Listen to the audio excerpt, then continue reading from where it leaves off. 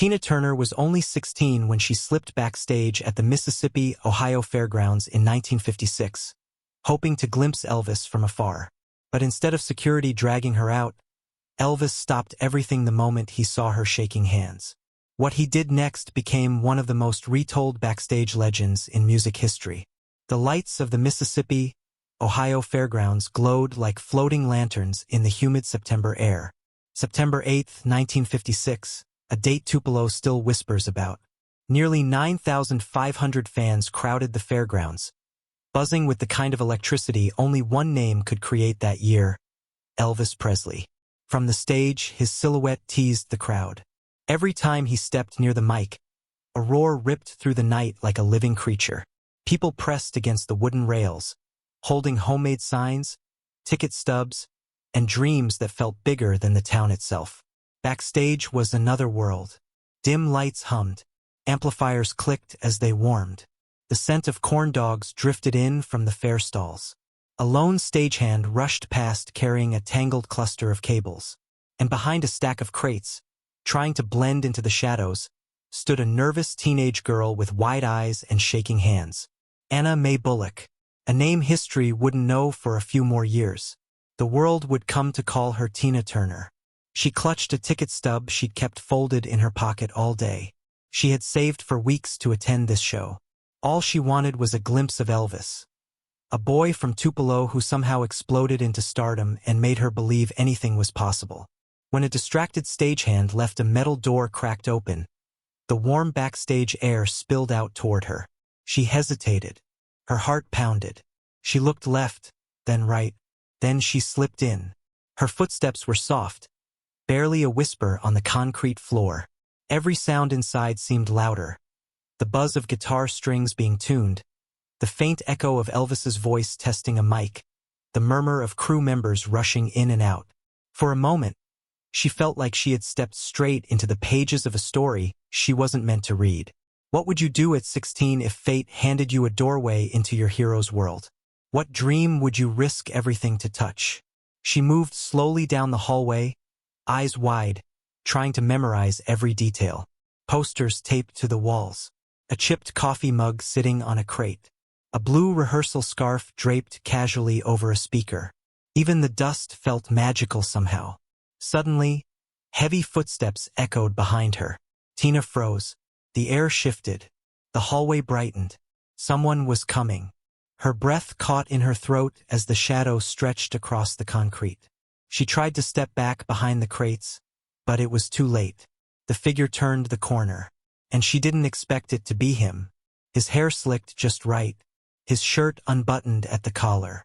A strand of stage lights glitter clung to one sleeve. Elvis Presley, barely older than a boy himself, looked right at her with a curious tilt of his head. He wasn't supposed to see her. He wasn't supposed to stop. But everything suddenly felt very, very real. And in that breathless moment, Tina felt the world change. She didn't expect Elvis himself to turn the corner. Tina's breath hitched the moment Elvis stepped fully into the hallway. The murmur of backstage chatter faded like someone turned down the volume of the world. He looked younger up close, tired around the eyes, but glowing with the kind of energy only a stage could charge into a person. For a second, Tina forgot how to breathe. She tightened her grip on the folded ticket stub in her hand. She wasn't supposed to be here. She wasn't even sure how she got this far without being stopped. Then the moment shattered. Boots thudded sharply against the floor. A rough hand landed on her shoulder. Security. Ray Dalton, tall, broad, and always seen wearing a stiff cap that never tilted, stepped forward with a glare sharp enough to cut the air. He yanked Tina gently but firmly away from the wall. "Back here's off limits," he snapped. "No exceptions for fans. You need to leave, sweetheart." Tina's eyes widened. I'm sorry. "I didn't mean..." Ray didn't let her finish. He turned her around, guiding her back toward the cracked open door she had slipped through. She felt a sting behind her eyes. She hadn't even had the chance to hear him speak. She hadn't even heard one full song yet. All she wanted was one moment, one memory, one chance to be close to the person who made her believe there was something bigger out there for her. Then the hallway shifted again. Ray stopped walking, because Elvis spoke. "What's going on?" His voice wasn't loud, but it carried weight, like a calm wave that rolled through the room. Ray straightened his posture instantly. "Sir, this girl snuck in," he said. "I'm taking her out now." Elvis looked at Tina fully this time. She couldn't tell if she should look away or hold his gaze. Her hands trembled. Her throat tightened. But he didn't look angry. If anything, he looked curious. Elvis took a step closer. His shoes tapped softly against the concrete. Top, top, top. Each step made Tina's heartbeat louder. She swallowed hard. "I'm sorry," she whispered. I only wanted to see you." Elvis tilted his head slightly, noticing her shaking hands, noticing the fear, noticing the awe, noticing everything the way only someone who had grown up poor and unnoticed could understand. Ray opened his mouth again. "Sir, she can't." Elvis lifted his hand. Just a small gesture. But it stopped Ray mid-sentence like a door slamming shut. The hallway stilled. Backup singers paused, warming up. A distant guitar string buzzed and then fell quiet. Even the crowd outside seemed to hush for a beat, as if waiting. Elvis stepped closer until he was standing just a few feet away from Tina. His voice softened. "What's your name, sweetheart?" Her lungs froze. Her lips parted. Her life, already hard back in Nutbush, Tennessee, suddenly felt like it had cracked open into something new. What would you do if the person you admired most looked right at you, waiting for your answer? Would you run? Would you speak? Or would you hold onto the moment forever? She finally whispered, barely audible, "Tina." Elvis smiled, and Ray looked stunned, because no one expected Elvis Presley himself to stop a security escort just to speak to a trembling teenage girl. Elvis asked, "What's your name, sweetheart?" The hallway seemed to shrink around them. Tina stood frozen, staring up at Elvis while Ray Dalton shifted uncertainly behind her, torn between his job and whatever strange moment was unfolding. Even the backstage hum quieted, as if the amps and cables were holding their breath. Elvis crouched a little so he wasn't towering over her. He wasn't trying to intimidate her. He was trying to understand her. "Tina," he repeated softly, letting the name settle in the air. It felt unreal hearing her name leave his lips. She clutched the ticket stub tighter, afraid her hands would shake hard enough for him to notice. Her heart pounded so loudly she wondered if the whole hallway could hear it. Ray cleared his throat. "Mr. Presley, we're already behind schedule," he said, glancing toward the stage entrance. "The Colonel's checking the set list," he said. Elvis raised a hand again. Ray stopped instantly. That gesture carried more authority than any badge. Tina looked between them, unsure if she should apologize again, step back, or run. She had never been this close to someone famous, someone legendary, someone whose voice filled radio stations across the South. "What are you doing back here?" Elvis asked, his tone gentle, not accusing. Tina swallowed. I just wanted to see you walk by," she murmured. "Just once." Her honesty hung in the air like a delicate thread. Elvis studied her quietly. "You came all this way for that?" She nodded. He glanced down at her hands. "You're shaking." Tina instantly pulled her hands back, embarrassed. Sorry. "You don't have to be sorry," he said. "It's okay to be nervous." A tiny smile crossed her lips, small but real.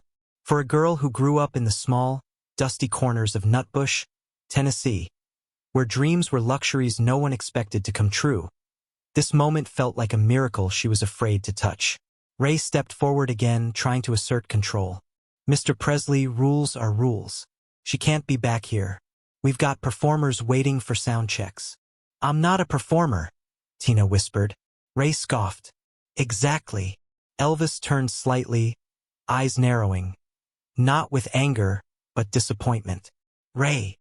That one word froze the guard in place. Tina felt a tremor move through her chest. Elvis wasn't annoyed with her at all. He was annoyed at the idea that she didn't belong anywhere near a stage, anywhere near dreams this big.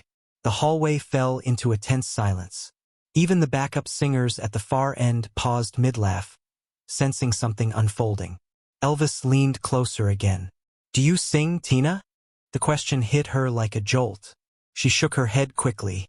No. Elvis's eyebrows lifted slightly, as if he didn't fully believe her. "You sure?"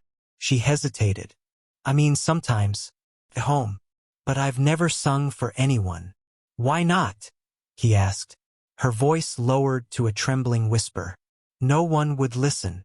Elvis let the words sink in. He understood more than she realized. Because he had once been the boy no one believed in, the kid with a cheap guitar and a voice everyone overlooked. Ray exhaled sharply. "We're wasting time. She needs to go, sir." Tina lowered her head. A tiny tear threatened to escape, but she blinked it back. She had already gotten more than she expected. She had heard Elvis say her name. She had looked into his eyes. That alone was enough to carry her through years of ordinary days. Elvis stood up straight. He looked at Ray, then at the stage, then at Tina. Showtime was less than 15 minutes away. The Colonel hated delays. Fans outside were chanting his name. Backstage pressure was rising like steam from a boiling pot. And yet, Elvis didn't turn away. Instead, he crossed his arms slowly, thinking, really thinking. Tension twisted through the hallway. What would you do if compassion and duty collided right in front of you? Would you follow the rulebook or follow your heart? Elvis took a breath, then extended his hand, not to push her away, but almost as if offering calm. "Tina," he said quietly, "tell me something." She looked up, confused but hopeful. "Did anyone ever tell you that you have the eyes of someone who knows where she's going?" She blinked. "But I don't." His voice softened even more. "Maybe not yet, but I see it."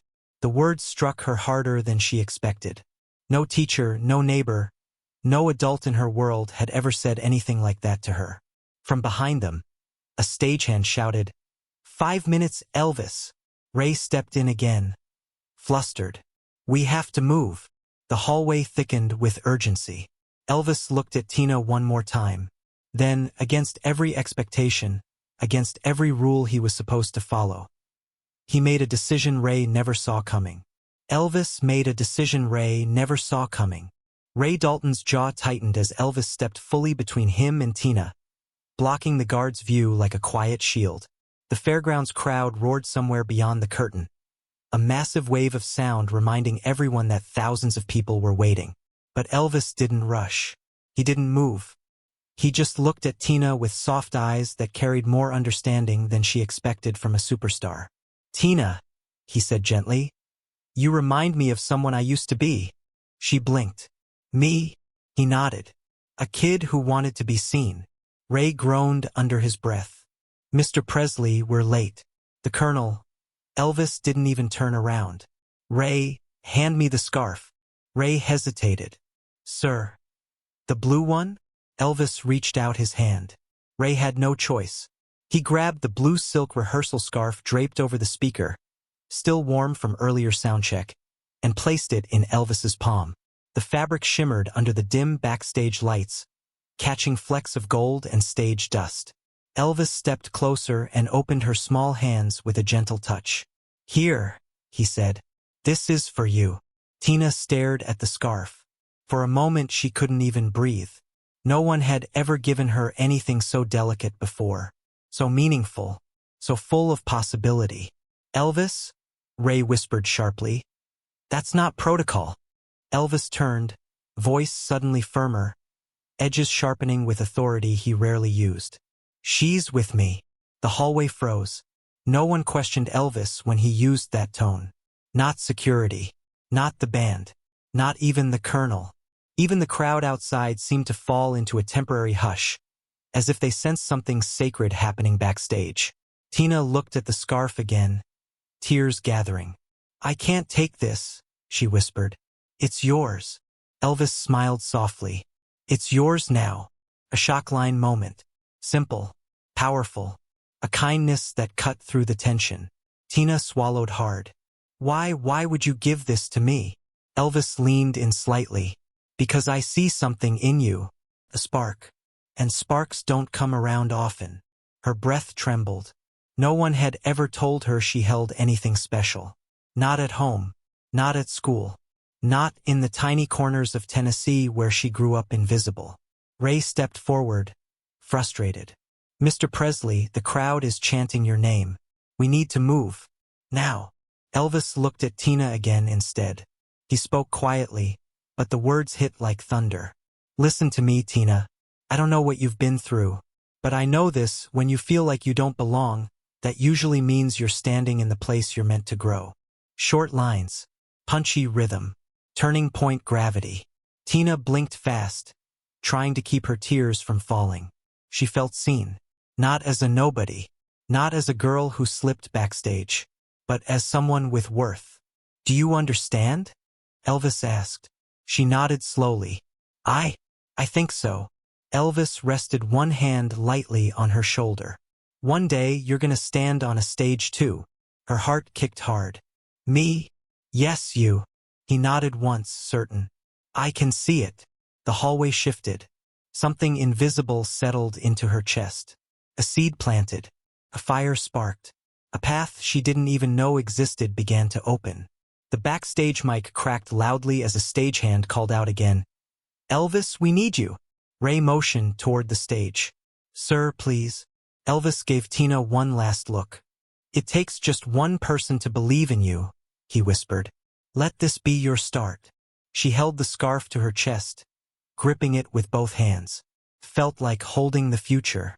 What would you feel if the person you admired most handed you a piece of their world? What would you do with that moment? Elvis backed away slowly, still meeting her eyes. Then he made a promise she would remember for the rest of her life. I'll see you after the show. And then he walked toward the blinding stage lights. Then Elvis made her a promise she'd remember for the rest of her life. Tina stood frozen in the dim backstage hallway, gripping Elvis's blue silk scarf so tightly it almost disappeared in her hands. The fabric felt warm, almost alive, like it carried some small piece of the electricity he'd just handed her. She watched as Elvis walked toward the stage entrance, his silhouette swallowed by the pulsing lights and shadows. The second he stepped past the curtain, a tidal roar exploded from the crowd. 9,500 people screaming, stamping, clapping, losing their minds. The boards beneath her feet trembled, a wooden heartbeat thumping through the floor. Tina had never heard anything so powerful, so wild, so alive. Ray Dalton grudgingly stepped aside, still annoyed but unable to override Elvis's command. You stay here, he muttered. By the curtain. Don't move. It didn't matter. She wouldn't have moved anyway. Her feet were rooted to that spot. Her chest buzzed like she had swallowed lightning. She peeked around the curtain. The stage lights burst open in blinding gold. Elvis grabbed the mic, and the moment he tilted his head back with that signature grin, the fairgrounds turned into something unearthly. He launched straight into Hound Dog. The mic crackled. The guitars wailed. The bass kicked like thunder. The crowd shook the night. Not metaphorically, literally. The screams were sharp, raw, desperate. Fans in the front row reached so far over the rails that security had to push them back. Girls cried. Boys shouted his name like a battle chant. Even older folks, people who swore they didn't understand this new music, couldn't look away. Tina felt the vibrations run up her legs and settle in her spine. She had never been this close to a stage before. She could feel the heat of the lights, the sweat in the air, the pulse of a crowd moving as one. What would you have done at 16, standing 10 feet away from a legend in the making? Would you freeze? Or would something inside you catch fire? Halfway through the song, Elvis glanced to the side, toward her. Just once. Just a quick flick of his eyes. A nod. Small but real. Tina nearly dropped the scarf. Then came Don't Be Cruel. Elvis slid across the stage, shoulders rolling, knees bending, voice hitting every note like he'd invented sound itself. The crowd burst into fresh screams so loud they nearly drowned out the band. Tina felt every beat in her chest as if it were a drum meant only for her. Ray, despite himself, eased up. Even he couldn't deny the magic happening a few feet away. During a brief moment between songs, Elvis wiped sweat from his brow and whispered something to the band. The bass player chuckled, nodded, and adjusted his strap. Then Elvis stepped up to the mic again and said softly, "Let's slow it down." A hush fell just for a second. Then the guitar eased into Blue Moon, a softer, rawer version. One he had rehearsed earlier with the very scarf Tina now clutched. His voice floated across the fairgrounds like something from a dream. It was tender, painful, beautiful. The crowd swayed. Some even fell silent, lost in the moment. Tina felt tears rush to her eyes. She had never heard anything so heartbreakingly alive. She whispered to herself, "One day, maybe." The idea seemed ridiculous. Impossible. Too big for a girl from Nutbush. But Elvis's words echoed in her ears. "You have the eyes of someone who knows where she's going." And in that moment, she almost believed him. When the final note hung in the air, trembling like a long breath, the crowd erupted into applause so loud it felt like the ground cracked open beneath them. Tina pressed the scarf to her heart. Years later, she would tell interviewers the truth. "That night, I finally believed I had a future." And as the spotlight faded for a brief pause before the next song, Tina realized something that made her chest swell. This wasn't just a concert. It was the beginning of her becoming. Years later, she'd tell interviewers, "That night, I finally believed I had a future." When the show finally ended, the fairgrounds erupted into a storm of applause. People stamped their feet, begging for one more song. But backstage, Tina stayed rooted near the curtain, breathless. The scarf pressed against her heart like a secret she wasn't ready to let go. Elvis had disappeared into the crowd of band members, stagehands, and reporters. Ray Dalton escorted her gently back toward the hallway, muttering that the Colonel would have kittens if he saw her still here. But even Ray's frustration had softened. He glanced at the scarf in her hands and shook his head like he knew he had just witnessed something rare. Tina lingered as long as she could, hoping Elvis might return just like he promised. But the hallway stayed busy, loud, chaotic. His voice drifted in from afar, talking to fans, greeting crew members, laughing that bright, warm laugh everyone recognized instantly. Eventually, Ray sighed. "Come on, girl. Time's up." She nodded. But before turning away, she looked back once more at the stage door glowing faintly with leftover light. Something inside her shifted. It wasn't sadness. It wasn't disappointment. It was resolve. A new kind of heartbeat. A spark. She didn't know it then, but this night would follow her for the rest of her life. In the years that came after, she kept the blue scarf folded carefully in her suitcase. During long bus rides with Ike Turner's Kings of Rhythm, she sometimes took it out just to brush her fingers over the fabric. When she was exhausted, bruised from rehearsals, or doubting whether she had any place in music, she held the scarf and remembered Elvis's words. "I see where you're going." Those words were a lighthouse during storms she couldn't even imagine yet. By 1984, long after she had rebuilt herself, long after she had clawed her way through fire and come out shining brighter than ever, she found the scarf tucked in the back of an old travel case. She wrapped it around a mic stand during rehearsals for "What's Love Got to Do With It?" letting it flutter like a quiet blessing. Her crew didn't know what it meant.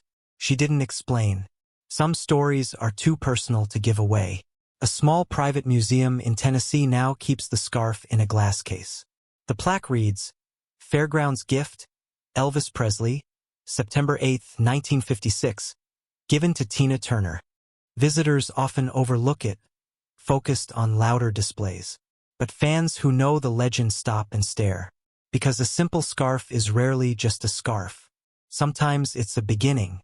Years later, Tina mentioned the moment in an interview, almost in passing. She didn't brag. She didn't dramatize. She simply said, "He was kind to me when he didn't have to be." What would you do if one small moment changed the direction of your entire life? What artifact would you hold onto if it reminded you of the person you were becoming? The story spread quietly over time. Fan clubs whispering it, old crew members repeating it, early witnesses recalling the trembling teenage girl backstage. But the true meaning of that moment wasn't just about Elvis discovering Tina. It was about what kindness can ignite. But the moral behind that moment is the part most people miss. Tina returned to the fairgrounds years later, long after fame had found her, long after the world knew her name. The crowds were gone now. The lights had faded, but the air still carried a faint echo of the night that changed everything. She walked quietly past the old stage door, the wood now softer, worn by decades of weather.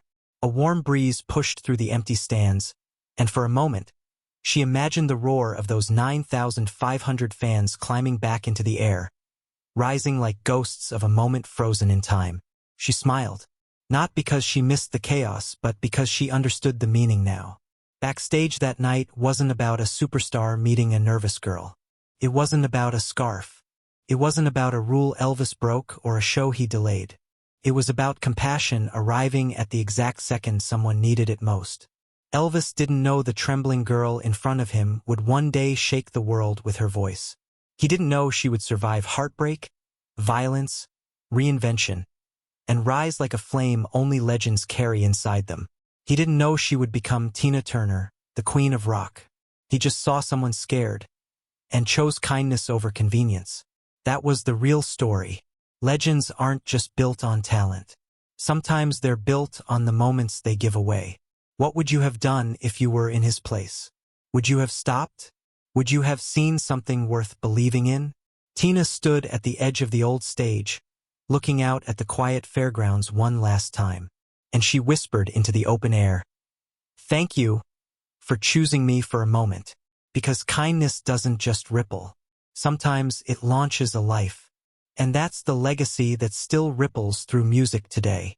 If the story moved you, share it with someone who still believes small moments can shape entire lives. Were you ever inspired by a single act of kindness? Tell your story in the comments. And if you want more untold legends like this, stay with us. The next story is already waiting.